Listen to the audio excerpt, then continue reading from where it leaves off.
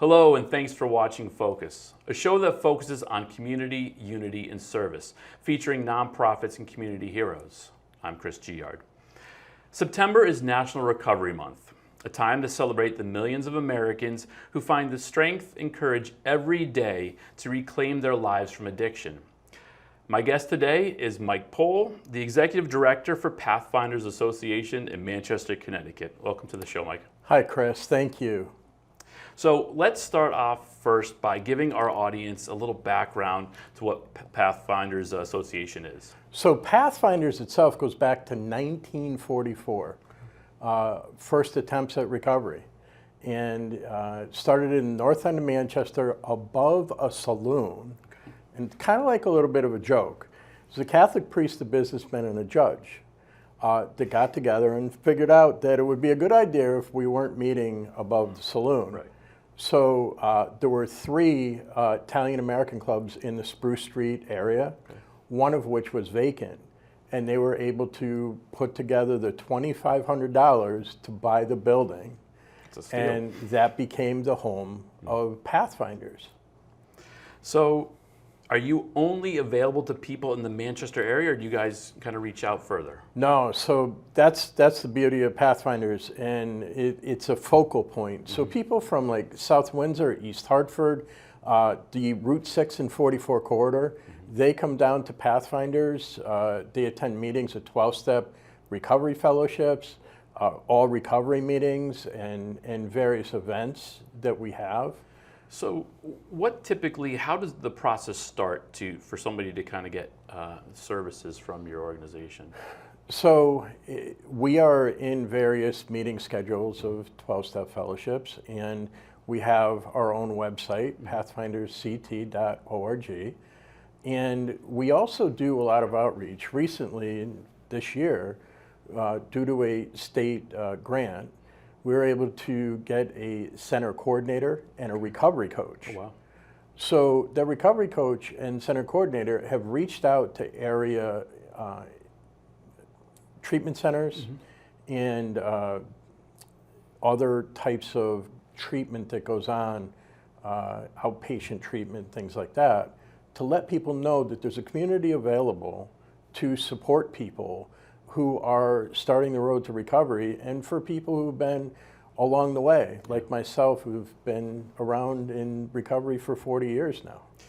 Congratulations. Thank you. And so I was going to ask you, why did you get involved? And if you want to kind of elaborate a little bit, and what the work that you do, how it means to you, and how you can help others.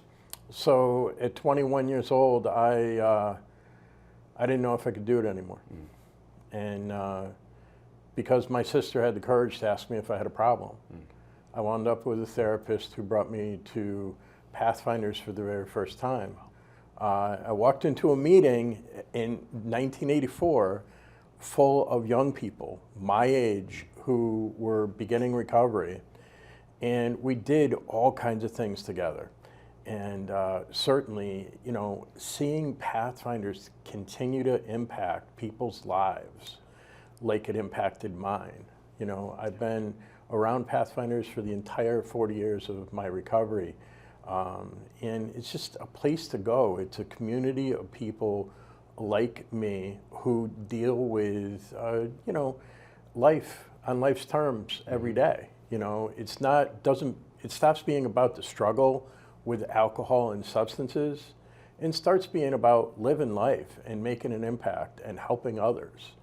And the helping others piece is really what's prevalent at Pathfinders, meeting people when they come in, where they are, and helping them forward. And in those people, when they find that they have a support system in their own community, what's the realization for them that know that how important that is on their road to recovery? Well, when you walk into Pathfinders, you feel welcome, and that's one thing that people who are lost in the abyss of addiction don't find. That's one of the things that I looked for during my life that I just couldn't find. And when I got to Pathfinders and around others, I really felt like I belonged, Do you find that some people feel that they can do it all on their own, and that's why they've struggled? I mean, look, So some people do want to do it on their own, right? And of course, at Pathfinders, we're not insistent that you do anything. Sure. You know, we're just there to be of service, to help. You know, you can come to a meeting, to an event, anything like that, and come and go as you like. You know, there's nothing to join or anything like that. We just want to be of service. So people who have an idea that they just might want to do it on their own or come once in a while, I mean, there's some people that do that. Okay. You know, but it's just important to know that there's multiple pathways to recovery. You know, we're a part of that, and we embrace recovery and the many pathways to it. Okay. So we're only one piece of it. So speaking of the people that you help, you know, on an average, you don't have to get into specific numbers, but, you know, roughly how many people do you help a year? Pathfinders? Yeah, Pathfinders. There are literally, if you count 365 days, and we count the same people, you know, in the more door. than Let's one say days. how many people through the door every There day, are- you multiply it by 365. There are thousands of people a year great. that come through Pathfinders. That's great. On any given day, you can be anywhere from 75 to 150 people, depending upon what's going on in the building at different times. Yeah. You know, and that's really important. So we like to ask our nonprofits in the community, when we went through COVID and we had a lot of those constraints against us, did you have to embrace a different way of running your operation and technology specifically? So interesting enough. That's a great question, because so many people's recovery when it comes to alcoholism and addiction is based in meetings. You know, and Pathfinders is not AA or NA or Al-Anon or Nar-Anon. It's a building and a group of people that as a nonprofit provide meeting space. Yeah. So when we had to shut down, it's, you know, for I myself, it's like, what do we do now? And that only lasted for a second because we have to do something. Right. And immediately Zoom came about. Yeah. And Pathfinders has a Zoom platform. Okay.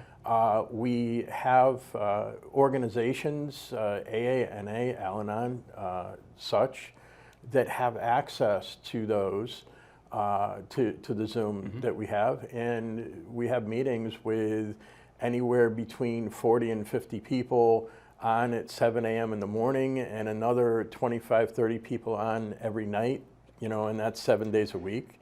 So it's really important. Yeah.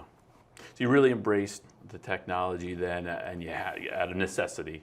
And right now, first, because you obviously offer in person as well as online, what do you think the ratio is right now in 2024? There's definitely more people that are coming back to the building. Great. But the thing that's important about Zoom, people who can't get out, right? That's huge, yeah. People who have physical disabilities or don't drive, you know, things like that. We have people actually on the meeting from all over the world. Wow.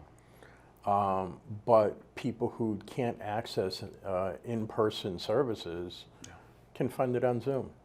So next, let's talk about some of events that you guys have. I know you just had a overdose awareness and celebration of life that was celebrated in, last Thursday. Okay. Last Thursday, it was the 28th. Okay. 28th or 29th? 29th, I think.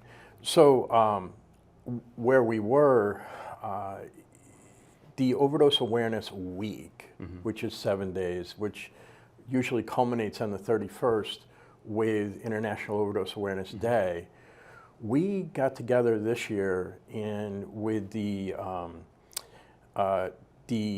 Change Collaborative, the Opioid Settlement Fund Committee, the HOPE Initiative, and decided, look, this isn't about just the people that died. Yeah. You know, we want to remember them. We want to, you know, remember the struggle that they had.